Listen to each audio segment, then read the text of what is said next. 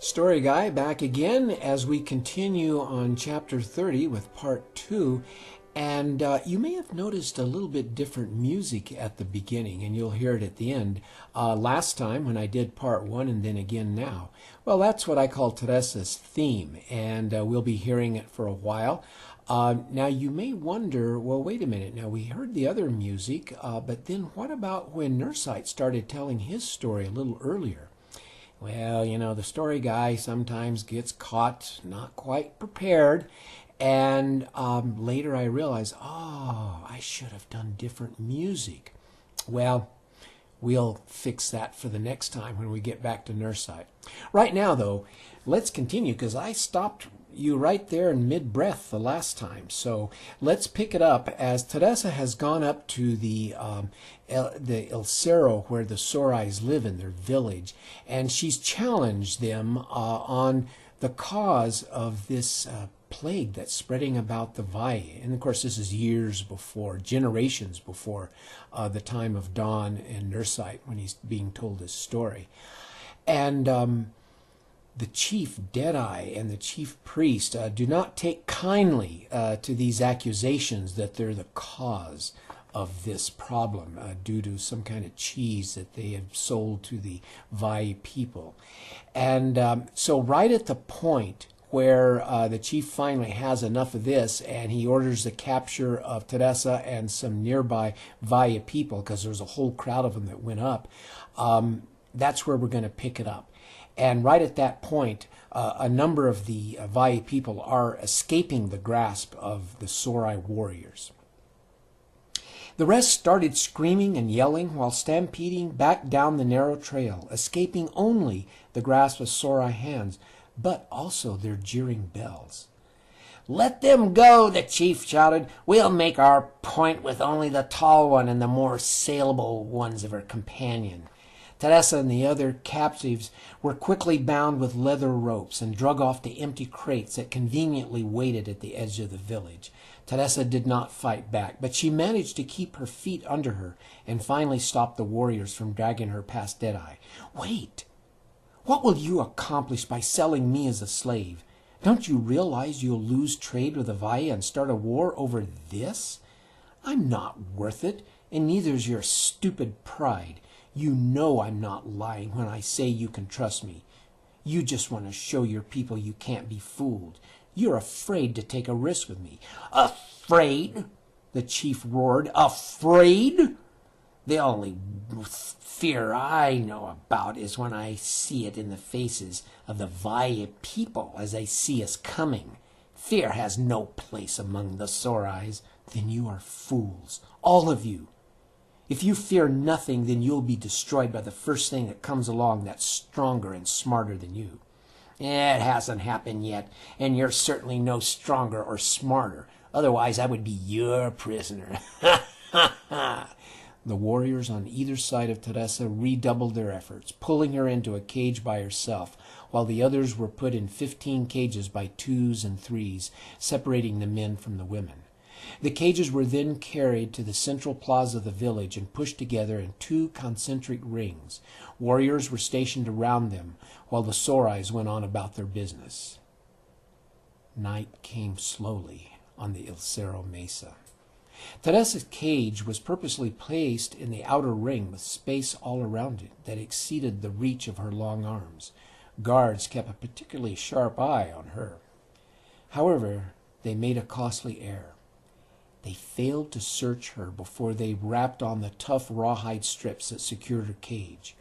Of course, the strips had been tied while the rawhide was still wet, and after several hours in the sun, they were like steel cables that had been twisted together.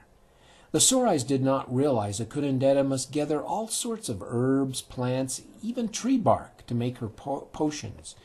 Doing that requires a small, sharp knife, such as the one Pia and Pita had given her, which was much like her own curandera's knife back in the Rio Grande Valley. The problem was she could not cut the rawhide while 2 or 3 guards had their eyes on her. She couldn't get the others to create a diversion because she would have to speak loud enough the guards would overhear. This world had a little magic, but even the modest magic Pia and Pita taught her would not cut Serrohe leather. Otherwise, they would have used some other means of securing the cages.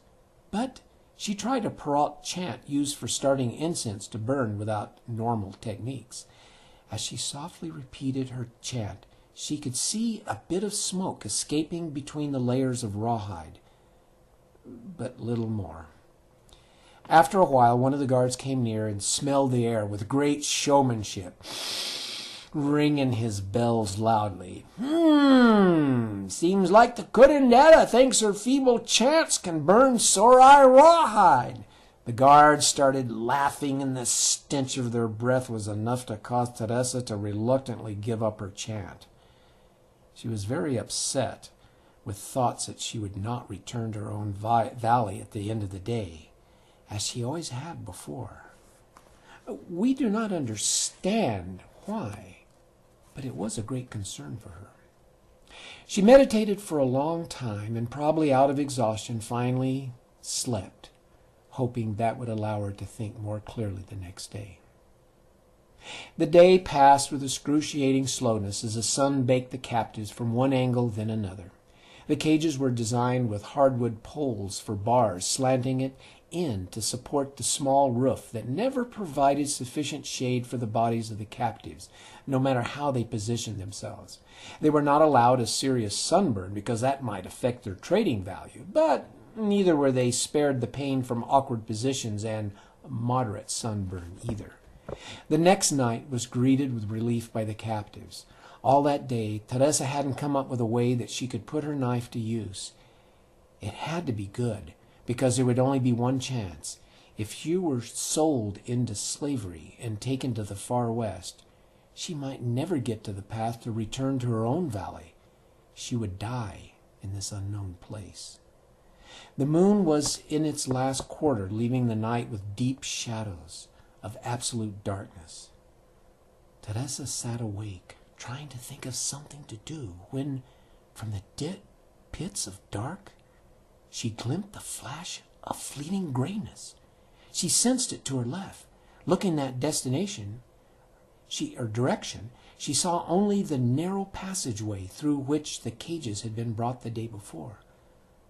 Not wanting to draw the guard's watchfulness, she peered about aimlessly, finally resting her eyes on the quarter moon. A quick glance revealed the guards were also looking up at the moon.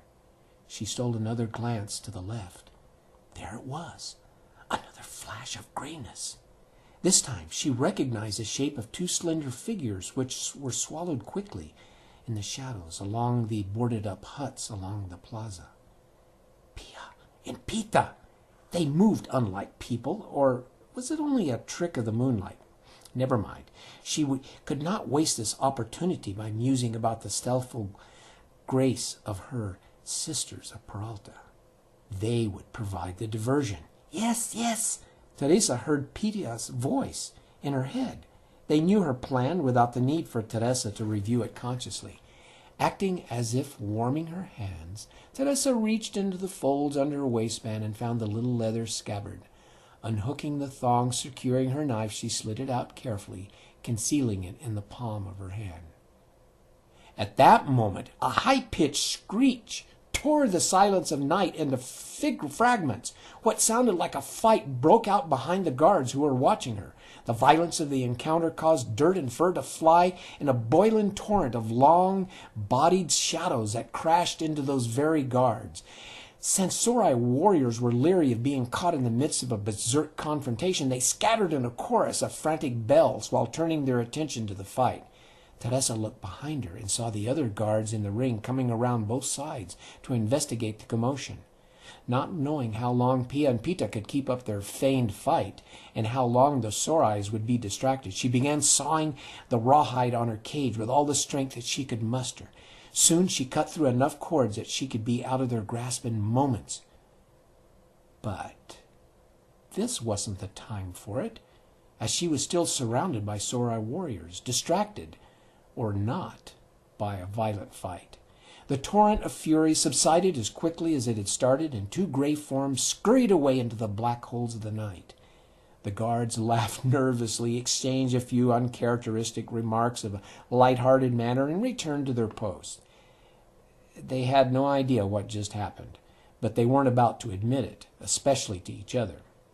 Within moments, all was quiet again, every man at his duty station. Teresa slipped her knife back into its scabbard and waited for another chance. What would it be?